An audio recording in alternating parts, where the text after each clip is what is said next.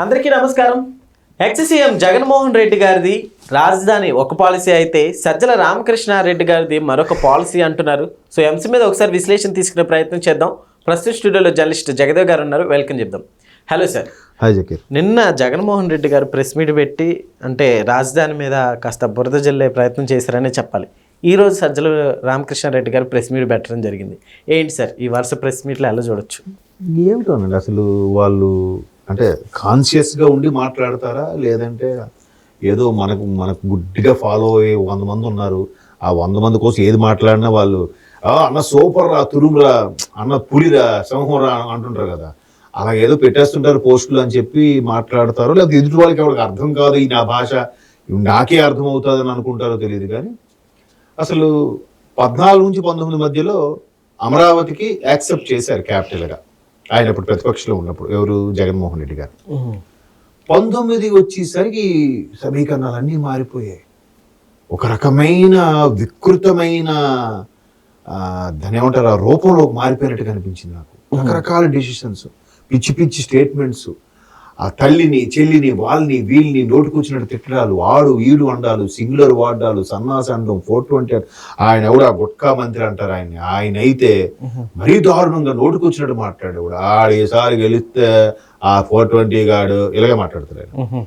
నేను ఆయన boot నాకుతా, boot polish చేస్తా, ఏదో స్టేట్మెంట్ ఇచ్చారు. ఇప్పుడు ఎక్కడ ఉన్నాడు మరి, బహుశా ఏం పాలిష్ చేసుకుంటున్నా తెలియదు కానీ.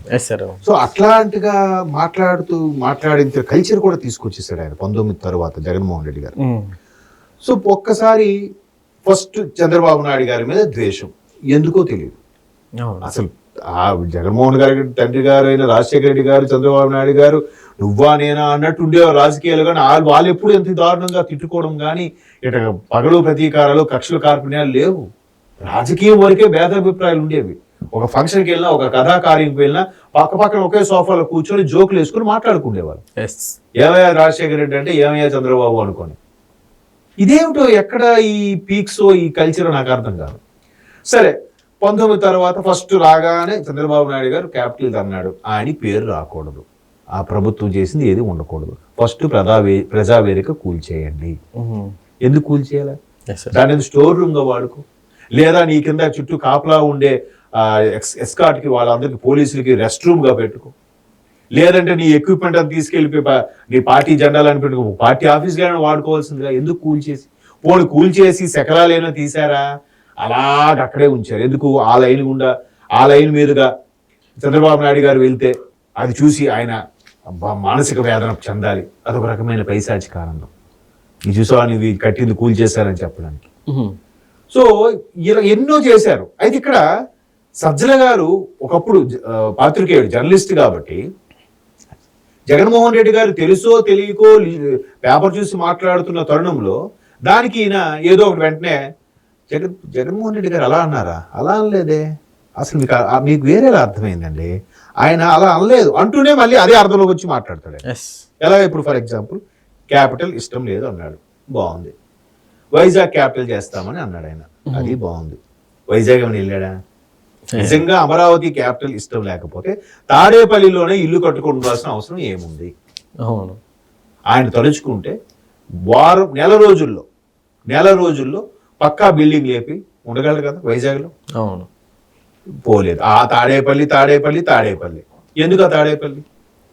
సో ఇష్టం లేదని అమరావతి మీద విషయం కక్కడం, 3 రాజధానుల కాన్సెప్ట్ చేయడము, అనవసరంగా డబ్బులు వృధా చేయడము, ఎంతసేపు బటన్ నొక్కానా డబ్బులు ఇచ్చామా మీరు ఇలా అందుకోండి, మీరు ఎప్పుడు అలాగే ఉండాలి, మాకెందే పని చేయాలి, మీరు ఎప్పుడు అలాగే ఉండాలి, మేము ఎదుగుతుంటాం కానీ మీరు ఎదగొద్దు అనే కాన్సెప్ట్లో అందరికి అలవాటు చేస్తారు.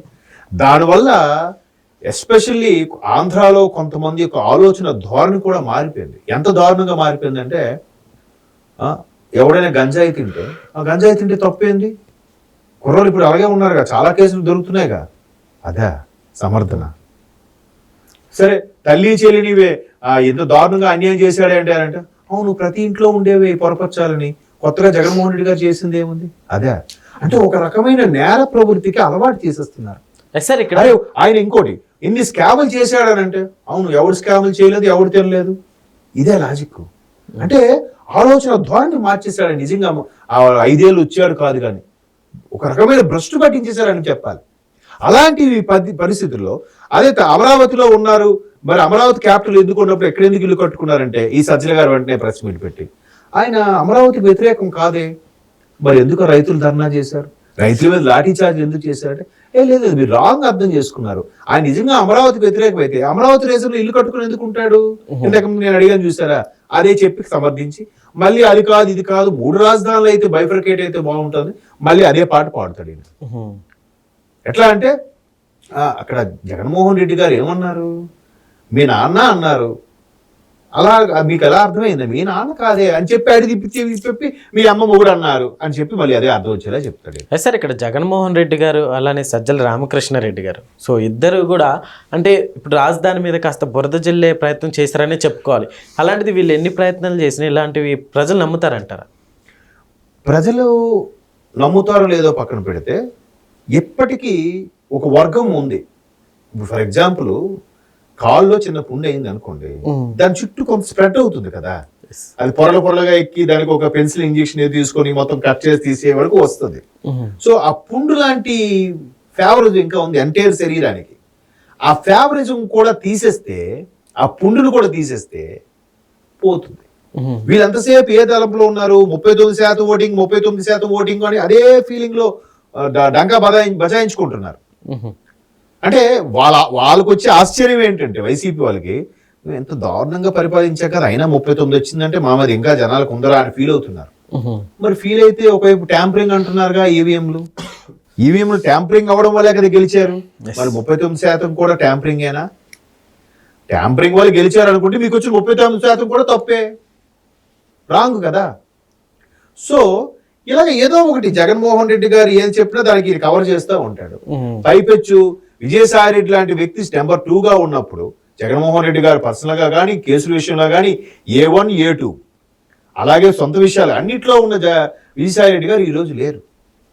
మేబీ అదొక పెద్ద రాజకీయం అయితే అయి ఉండొచ్చు, కానీ ప్రస్తుతానికైతే లేరు. రాజ్యసభ సభ్యత్వానికి పార్టీ సభ్యత్వానికి రాజీనామా చేశారు.